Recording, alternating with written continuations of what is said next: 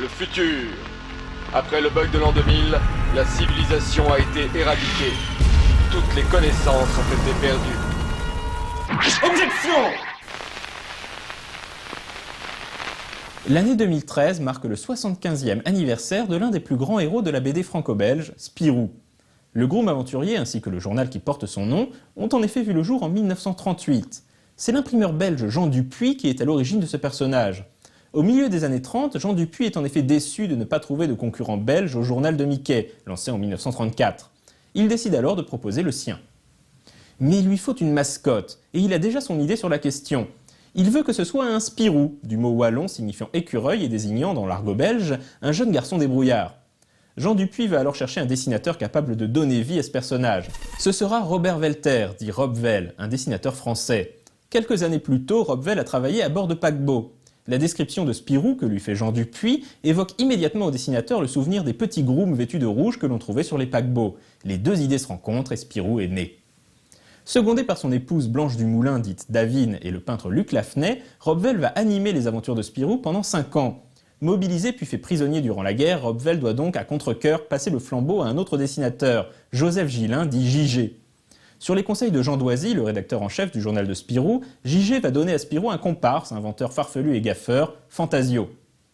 Puis en 1947, JG va à son tour passer le relais à un nouvel animateur, André Franquin.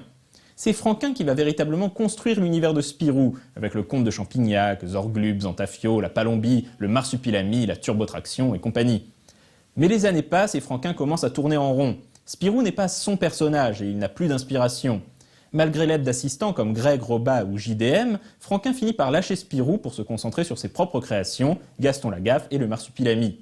C'est donc le breton Jean-Claude Fournier qui va reprendre le personnage en 1970, apportant à la série sa propre sensibilité et une certaine poésie. Mais certains lui reprochent de vouloir bretoniser Spirou.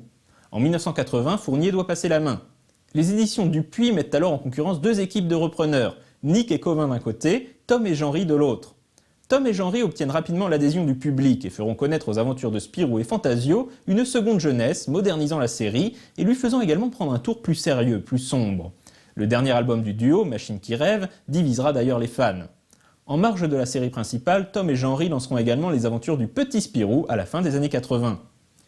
Après Tom et Jean-Ry, Spirou connaîtra d'autres aventures sous la plume de Morvan et Munuera et actuellement du duo Johan et Velman. Dupuy publie également une collection appelée Une aventure de Spirou par, une série de one-shot dans laquelle différents auteurs réinterprètent Spirou chacun à sa manière.